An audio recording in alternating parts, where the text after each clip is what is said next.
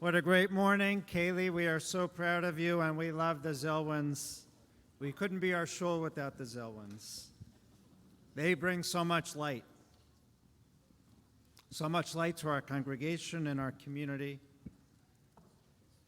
But I have to be honest, there are days where I wake up and I ask myself, is our world more filled with darkness or more filled with light?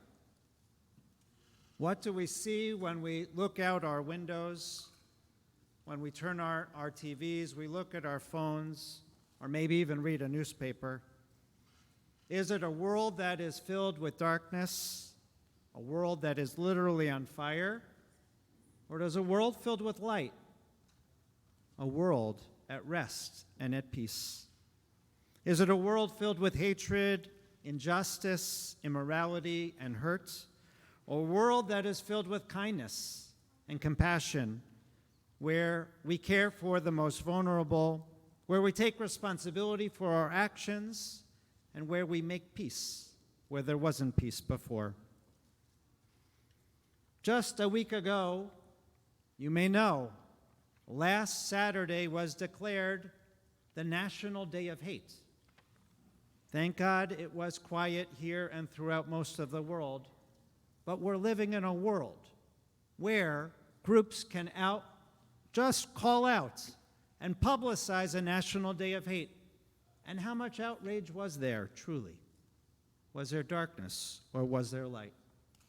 And this has been a very difficult week for Israel and for the Palestinians. Horrific deaths on both sides. And do we see light? Do we see darkness? Lives taken, 20 years old, 19 years old, 37 years old, young, with so much to give. Is this a world filled with light? Is this a world filled with darkness? Perhaps it's fitting that this weekend we celebrate a festival called Purim, the holiday where we acknowledge that the world is literally turned upside down, literally on its head.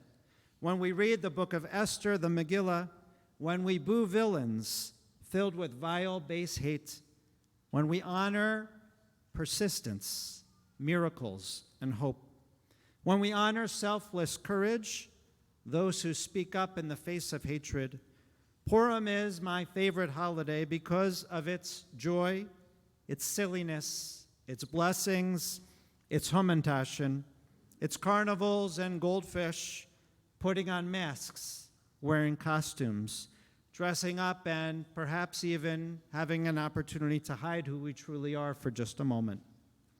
This week, Kaylee told us that our Torah portion, Tetzaveh, is a literal fashion show, providing an intimate description of our spiritual leaders in the Torah, Aaron the high priest and all that he wore, his priestly garments.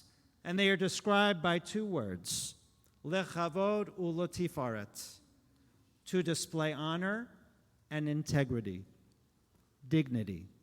The two highest values that a leader should exemplify are integrity and honor. And who are the leaders that we read about in the Megillah? Do they exemplify integrity and honor? King Achashverosh, who wears his flowing royal robes, he is a leader who doesn't care at all about the needs of his own people. And the vile Haman, only interested in power, self-preservation, and the rising of his own honor. For all must, of course, bow in his presence. And it's the leadership of Esther who becomes our model. Her example of personal bravery. Queen Esther is a leader who risks it all to save her people, and only then the topsy-turvy world is restored and the Jewish people are safe once again. The Purim story can be understood as a commentary on abuse of power, of the wrongs in seeking vengeance and retribution, but also a story about the need in our world to bring light by standing up. When we see injustice and suffering, we must be the light, be that ner tamid, that eternal light. As Kaylee taught us, today is Shabbat Zachor, the Sabbath of remembrance. It is the day when we read about the mitzvah, the commandment to blot out the memory of Amalek, the arch enemy of the Jewish people, a tribe known for cruelty, attacking the vulnerable and the weak and the defenseless.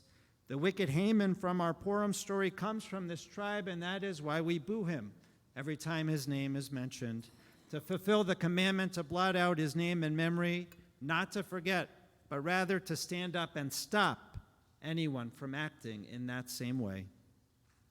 The truth is that the Amalekites don't exist anymore.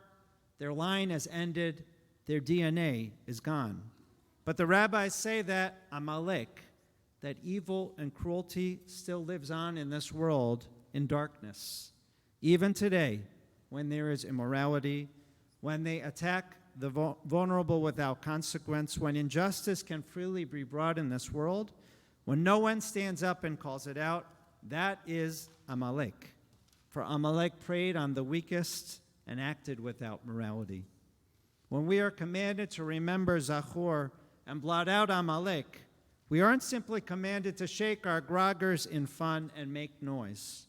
We are commanded to stand up and speak out, to counter Amalek, to be moral, to be just, to be a light unto the nations, and to care for those who are vulnerable, not to close our eyes to hate, but to stand up and to talk about it, not to see violence happening and turn away and bury our heads in the sand, but to stand up and say that is wrong regardless of who is acting on it. And the rabbis ask us, what if Amalek is inside of each of us? We have to take a look inside of ourselves. Are we standing up for those in need?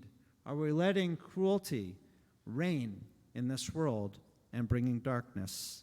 And as Kaylee told us, the key line in the Megillah is when Mordecai talks to Esther and says, what if we are in this place right in this moment, specifically so that we can stand up and be that ner tamid to bring light unto others?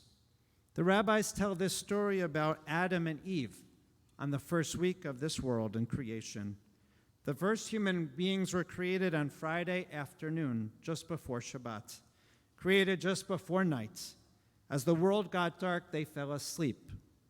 And then the next morning they awoke and they saw daylight. But as the hours went by, they grew scared of the impending darkness, and they cried out to God for help. What would they do? It was dark. They only saw darkness in the world, no light. What did God do in response? Our great God who can bring plagues, who can split waters, did God light up the horizon in the middle of the dark night for them? No. God spoke to Adam and Eve, according to the Midrash, and said this, look around you, open up your eyes. There are 2 stones at your feet. Take them and rub them together until you see a spark. Eventually you will create a flame, and little by little there will be more light, which will dispel the darkness in this world. Long ago, God created the miracles in our world. They're here, but it's up to us to make those sparks, to light the fire. So on this Shabbat Zachor, when we remember, when we can't forget, darkness can't reign in this world. No, it's our job to open our eyes, to look around us, and to be that spark, to bring that mitzvah, to be the one who will light the eternal light, to bring light and peace.